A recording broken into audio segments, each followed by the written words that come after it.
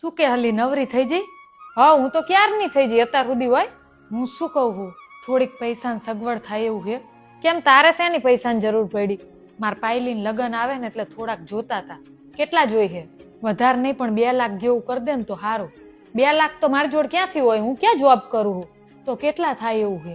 In પપ્પા દર મહિને જે મને ઘર ખર્ચ આપે ને એમાંથી કટકે કટકે કરીને મેં 25,000 જેવા બચાયા.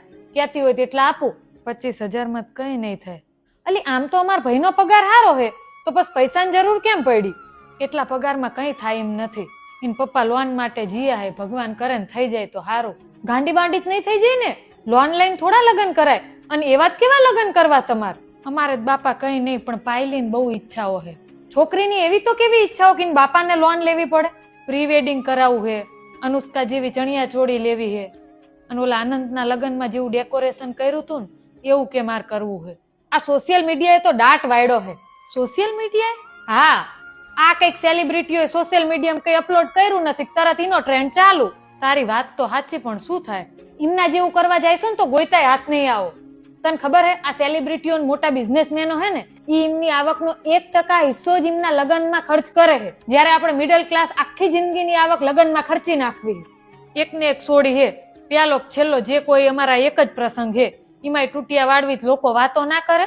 આ તો જે લોકો વાતો કરવાના હોય ને એની જોડે જઈને પૈસા માગી જો, કેટલા આપે બસ મને કહેજે.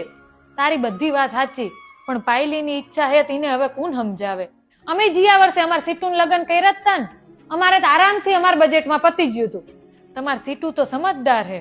હું તને ઈ તો સમજાવું કે પાયલ તો હજુ બાળ બુદ્ધિ કહેવાય. એને શું ખબર પડે? પહેલેથી છોકરાઓને ઘરની આવક, ખર્ચા, ઘર કેવી રીતે ચાલે હે, આ બધું સમજાયું હોય ને તો આજે આ દિવસ ના જોવો પડે.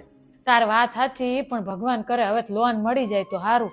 હજુ તને કહું કે લગ્નમાં આંધળો ખર્ચો ના કરીશ. ઈ તો લગ્ન કરીને જતી રહેશે અને અમારા ભાઈને જીવવું મુશ્કેલ થઈ જાય છે.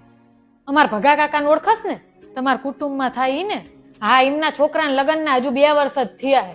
એમને આપણી જેમ ઘરે માપે માપે જ છે, કઈ કરોડપતિ નથી. તો આ લગ્નમાં તું જો ને તો ગાંડો ખર્ચો કર્યો તો. ખર્ચો એટલે કેવો?